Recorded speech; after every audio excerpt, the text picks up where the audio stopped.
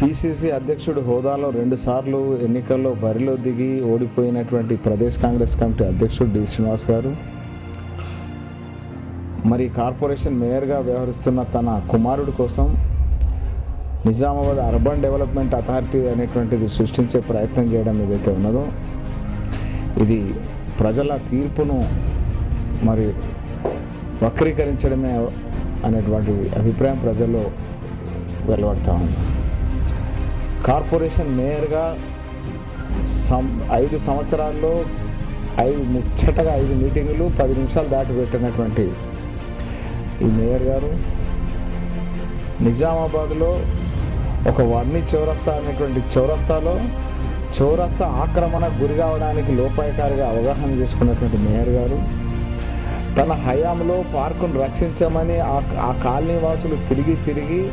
తాము ఫెన్సింగ్ పెట్టుకుంటే దానికి మున్సిపల్ కమిషనర్తో యావత్తు అందరూ తీసుకెళ్లి అడ్డం పడ్డటువంటి మేయర్ గారు,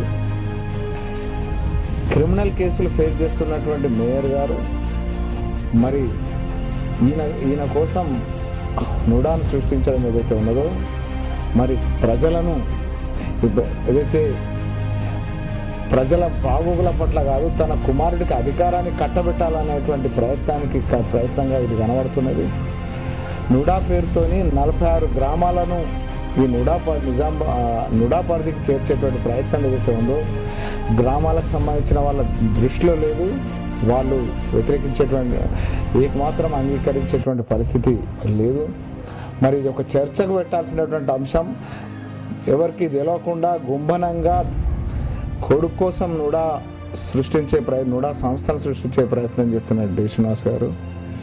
మీ అబ్బాయి కనీసం ఎన్నికల్లో కార్పొరేషన్ మేయర్గా ఉండి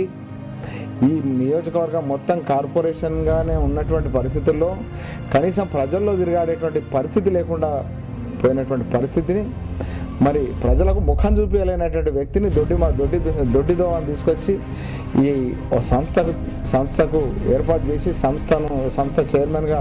కూర్చుండబెట్టాలనుకుంటే ఇది ప్రజలు సహించేటువంటి పరిస్థితులు లేరు. తప్పనిసరిగా మరి అభివృద్ధి ఏదైతే